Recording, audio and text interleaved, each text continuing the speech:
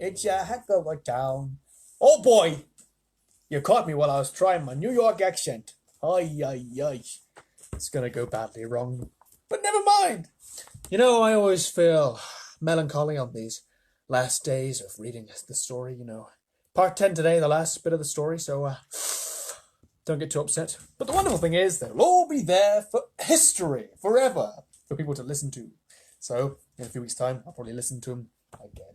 A few weeks, months, years, who knows? Right. So, welcome back, and welcome to the last part of James and the Giant Peach, read to you by moi. Yeah, so we're going to go to the end of the story, guys, but don't worry, because we're going to have a new story next week, on Monday. Yeah. I hope your VE Day is going well. Woo! Victory. Yay. Everyone's got their Union flags flying in the windows, which is lovely. It's a good day. Anyway, let's dive straight in and finish the story, shall we? So where do we get to? Oh, yes, of course. They're just floating over New York in their peach, and then a plane comes over and goes straight through the strings, snippity snip. And so they're all falling, and they're all crying, and they're saying goodbye, because they think it's the end. I'll read from the last few lines of chapter 34. James, cried the earthworm, do something! James, quickly, do something! I can't, cried James. I'm sorry. Goodbye. Shut your eyes, everybody. It won't be long now. Chapter 35. Round and upside down went the peach as it plummeted towards the earth, and they were all clinging desperately to the stem to save themselves from being flung into space. Faster and faster it fell down, down and down and down and down, racing closer and closer to the houses and the streets below, where it would surely smash into a million pieces when it hit. And all the way along Fifth Avenue and Madison Avenue, and all along the other streets in the city, people who'd not yet reached the underground shelters looked up and saw it coming, and they stopped running, and they stood there staring in a sort of stupor at what they thought was the biggest bomb in all the world, falling out of the sky onto their heads. A few women screamed. Ah! Others knelt down on the sidewalks and began praying aloud. Oh, no. Strong men turned to one another and said things like, well, sir, I guess this is it, Joe. And, goodbye, everybody. Goodbye. And for the next 30 seconds, the whole city held its breath, waiting for the end to come. Chapter 36. Goodbye, Ladybird, gasped James, clinging to the stem of the falling peach. Goodbye, Centipede. Goodbye, everybody. There were only a few seconds to go now, and it looked as though they were going to fall right in among all the tallest buildings. James could see the skyscrapers, multiple of them, skyscrapers, rushing up to meet them at the most awful speed, and most of them had square, flat tops, but the very tallest of them had a top that tapered off into a long, sharp point, like an enormous silver needle sticking up into the sky. And it was precisely onto the top of this needle that the peach fell. There was a squelch. The needle went in deep, and suddenly there was the giant peach, caught and spiked upon the very pinnacle of the Empire State Building. Yeah, here's a picture. Which isn't the tallest building in America anymore, although it was when he wrote this story all those years ago. Let's find out when he wrote the story. 73? 61. Something like the 60s and 70s. Anyway, chapter 37. Wow, that was a short chapter. That chapter was that long. Anyway, chapter 37. It was really an amazing sight. And in 2 or 3 minutes, as soon as the people realized, below, that this couldn't possibly be a bomb, they came pouring out of the shelters and the subways to gape at the marvel. The streets for half a mile around the buildings were jammed with men and women, and when the word spread that they were actually living things moving about on top of the peach, this great round ball, sorry, they didn't know it was a peach, then everybody went wild with excitement. It's a flying saucer, they shouted. They're from outer space. They're men from Mars. Or maybe they came from the moon. And a man who had a pair of binoculars to his eyes said, They look pretty peculiar to me, I tell you that. Police cars and fire engines came screaming in from all over the city and pulled up outside the Empire State Building. 200 firemen and 600 policemen swarmed into the building and went up in the elevators as high as they could go. Then they poured out onto the observation roof, which is the place where tourists stand, just at the bottom of the big spike. All the policemen were holding their guns at the ready, with their fingers on the triggers, and the firemen were clutching their hatchets. Reading too fast, I'm getting too excited. But from where they stood, almost directly underneath the peach, they couldn't actually see the travellers up on top. "Freeze! Ahoy there!" shouted the chief of police. "Come out and show yourselves!" Suddenly, the great brown head of the centipede appeared over the side of the peach. His black eyes, as large and round as two marbles, glared down at the policeman and the firemen below. Then his monstrous, ugly face broke into a wide grin. The policeman and the firemen all stared. They started shouting at once. "Look out!" they cried. "It's a dragon!" "It's not a dragon, it's a wampus!" "It's a gorgon!" "It's a sea serpent!" "It's a proc!" "It's a manticore!" 3 firemen and 5 policemen fainted and had to be carried away. "It's a snozwanger!" cried the chief of police. They appeared in Charlie and the Chocolate Factory, didn't they, snozwangers? "It's a wang-doodle!" yelled the head of the fire department. They appeared in Charlie and the Chocolate Factory as well. The centipede kept on grinning. He seemed to be enjoying enormously the commotion that he was causing. "Now see here," shouted the chief of police, cupping his hands to his mouth. "You listen to me. I want you to tell me exactly where you come from, huh?" "We've come from thousands of miles away," the centipede shouted back, grinning more broadly than ever and showing his brown teeth. "There you are," called the chief of police. "I told you they came from Mars." "I guess you're right," said the head of the fire department. Okay, they're gone. At this point, the old green grasshopper poked his huge green head over the side of the peach, alongside the centipedes. 6 more big, strong men fainted when they saw him. "Oh, that one's an oink!" screamed the head of the fire department. "I just know it's an oink!" "Or a cockatrice," yelled the chief of police. "Stand back, men! It may jump down on us any moment." "What on earth are they talking about?" the old green grasshopper said to the centipede. "Search me," the centipede answered, "but they seem to be in an awful stew about something." Then Miss Spider's large, black, murderous-looking head, which to a stranger was probably the most terrifying of all, appeared next to the grasshoppers. "Snakes and ladders!" yelled the head of the fire brigade. "We're finished now! It's a giant scorpula!" "It's worse than that!" cried the chief of police. "It's a vermicious knid.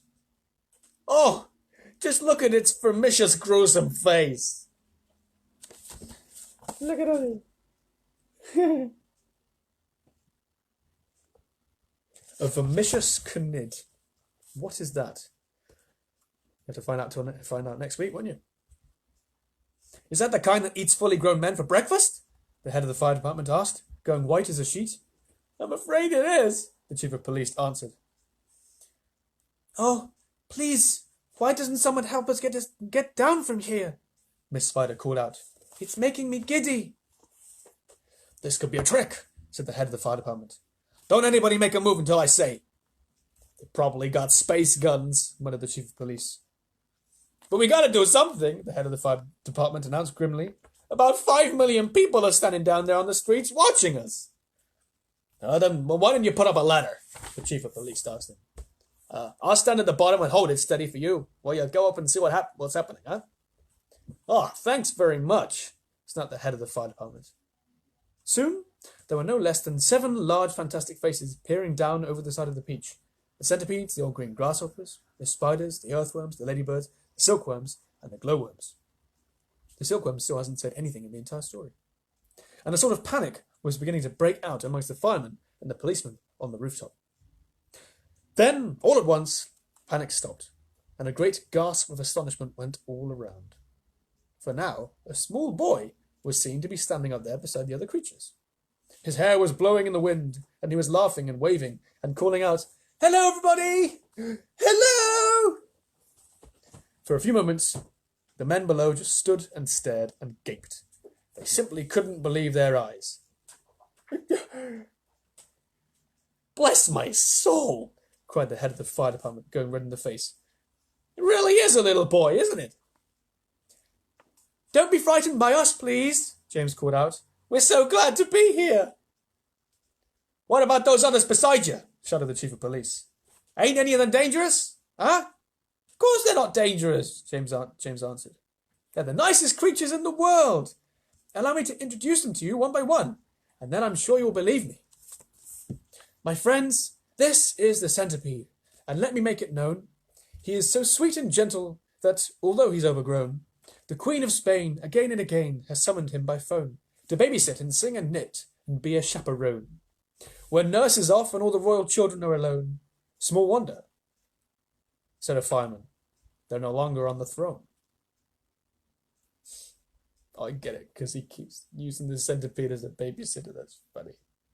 Hey up, children, right, bedtime now, bedtime, right? Aye? Aye. There you go, there's the centipede. Look at his glasses. Right. The earthworm, on the other hand, said James, beginning to expand, I'll show you the picture in a second, is great for digging up the land and making old soils newer. Moreover, you should understand, he would be absolutely grand for digging subway tunnels and for making you a sewer. The earthworm blushed and beamed with pride.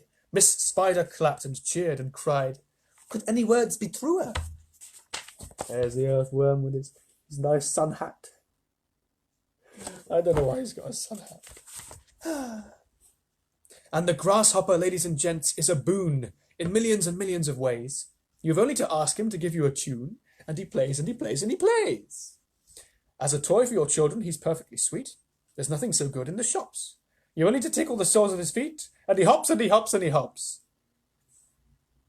He can't be very fierce, exclaimed the head of all the cops. There's the grasshopper, look. Look at him. And now, without excuse, I'd like to introduce this charming glowworm, lover of simplicity. She is easy to install on your ceiling or on your wall. And although this smacks a bit of eccentricity, it's really rather clever, for thereafter you will never have the slightest need for using electricity. Eccentricity, electricity, nice. At which no less than 52 policemen cried, if this is true, that creature'll get some fabulous publicity. Bow. And here we have Miss Spider, with a mile of thread inside her, who has personally requested me to say that she's never met Miss Muffet on her charming little tuffet. If not, she'd not had frightened her away. Then should her looks sometimes alarm you, then I don't think it would harm you to repeat at least 100 times a day, I must never kill a spider, I must only help and guide her, and invite her in the nursery to play. The police all nodded slightly, and the fireman smiled politely, and about a dozen people cried, hooray! There's the spider. I'm still freaked out by that spider the other day. Cool, blimey, that was a big spider. And here's my darling ladybird, so beautiful, so kind. My greatest comfort since this trip began. She's had 400 children, and she's left them all behind, but they're coming on the next peach if they can. The cops cried, she's entrancing! Well, the firemen started dancing, and the crowds all started cheering to a man. There's the ladybird.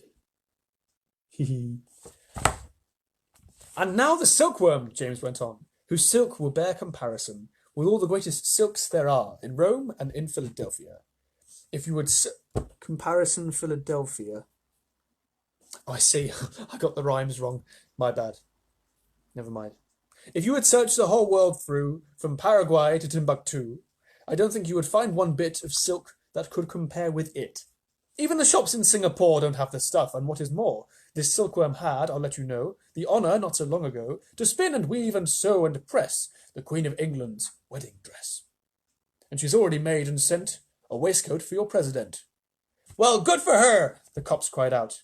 And all at once a mighty shout went up around the Empire State. Let's get him down at once! Why wait? I feel as though I need to repeat the line, otherwise I'm doing myself a disservice. And now the silkworm, James went on, whose silk will bear comparison with all the greatest silks there are in Rome and Philadelphia. There we go. Philadelphia. Chapter 38.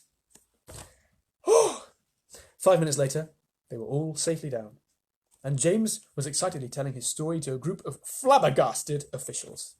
And suddenly, everyone who had come over on the Peach was a hero.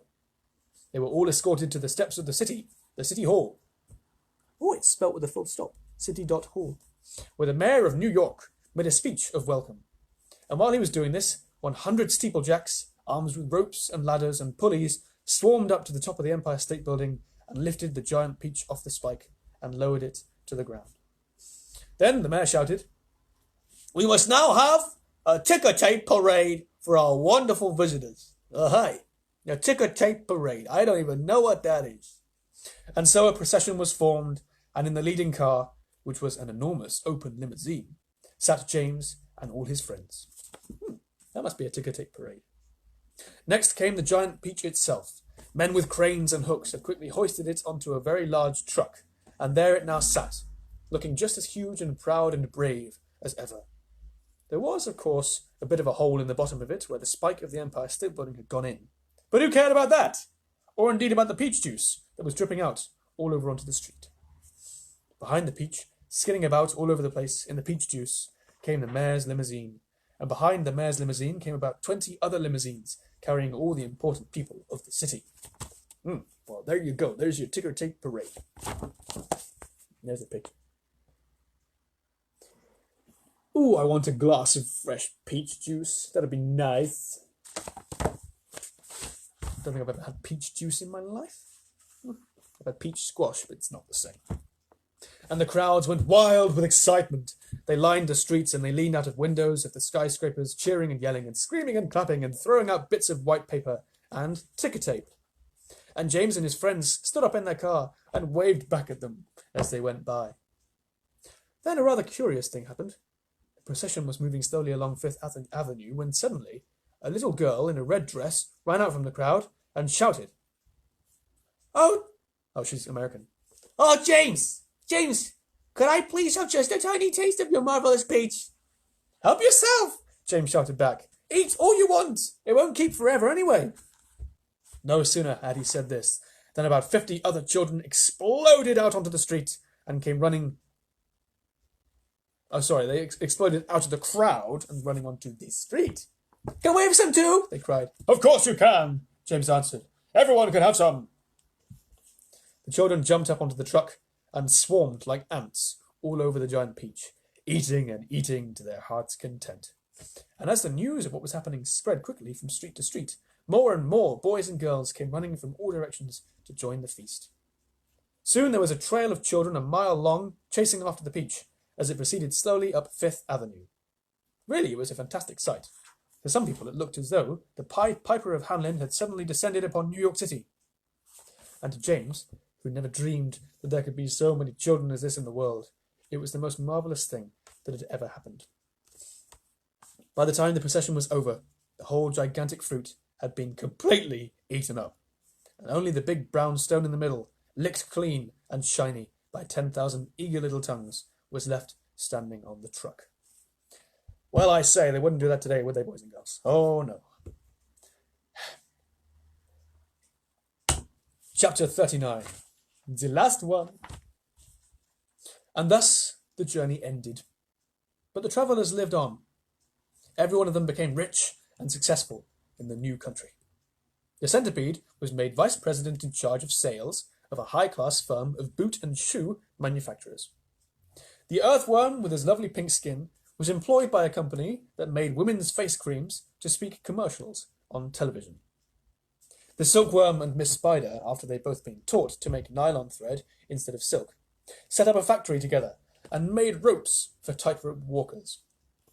The glowworm became the light inside the torch on the Statue of Liberty, and thus saved a grateful city from having to pay a huge electricity bill every year. The old green grasshopper became a member of the New York Symphony Orchestra, where his playing was greatly admired. The ladybird, who had been haunted all her life by the fear that her house was on fire and her children all gone, married the head of the fire department, and lived happily ever after. And as for the enormous peach stone, it was set up permanently in a place of honour in Central Park, and became a famous monument. But it was not only a famous monument, it was also a famous house, and inside the famous house there lived a famous person. James Henry Trotter himself. If Jeff Goldblum was there, he would blow up the peach. Okay, thanks for that, Peter. Okay, now. But you have to eat it. Man, I don't want a peach now. We must go to the shops and buy peach. All you had to do, any day of the week, was to go and knock upon the door, and the door would always be opened to you, and sounds a bit like Jesus, and you'd always be asked to come inside and see the famous room where James had first met his friends. And sometimes, if you were very lucky, you'd find the old green grasshopper in there as well, resting peacefully in a chair before the fire. Or perhaps it would be the ladybird who had dropped in for a cup of tea and a gossip. Or the centipede to show off a new batch of particularly elegant boots that he had just acquired. Every day of the week, hundreds and hundreds of children from far and near came pouring into the city to see the marvellous peach stone in the park. And James Henry Trotter, who once, if you remember, had been the saddest and loneliest little boy that you could find. Now he had all the friends and playmates in the world. I'm going to show you a picture. New York, Peachstone, and there's James and his friends. And now for the last few lines. And because so many of them, his children, were always begging him to tell and tell again the story of his adventures on the peach, he thought it would be nice if one day he sat down and wrote it as a book. So he did. And this is what you've just been listening to. Ta-da! Or reading, but you were listening. We're all done. Let's find out how carefully you were listening. Here we go. Question number 1.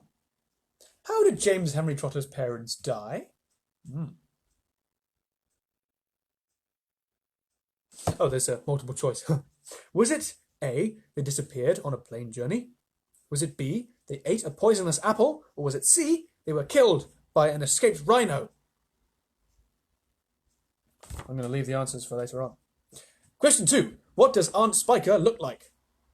A, she's short and fat. B, she's tall and thin. Or C, she is strong and muscly. Question 3. Which creatures attack the peach when it lands in the sea? Sharks, jellyfish, or surfers?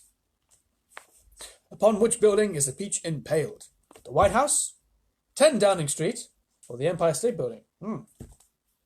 What happens to the earthworm when he arrives in New York City? He becomes a model for a skin company, he starts a worm farm, or he becomes a fisherman. I am going to post those answers on my status for all of you who want to go over them. And then if you want the answers, then either listen to the entire audio story once again, all 10 episodes, or just read the status. Have you read James and the Giant Peach? Read by this guy? No, you haven't, because I just did. Woohoo! Right, that's it. Thanks for listening. Hope you enjoyed that. I did. I shall listen again to it at some point in the future. Just to laugh at myself trying all these crazy accents. Next week, we have a new book, a new story, one which, as I said a few days ago, lots of you probably haven't heard before. So, come back on Monday at 5:30, and I'm going to try a new story. Yeah. And it's one that I used to read as a boy and I liked very much. So, yeah. Have an amazing weekend. I hope your V-Day was wonderful and will be wonderful. If you have any street parties later. Cool. Yeah. Have a great weekend. Thanks for listening, guys. And please share these videos. Bye-bye.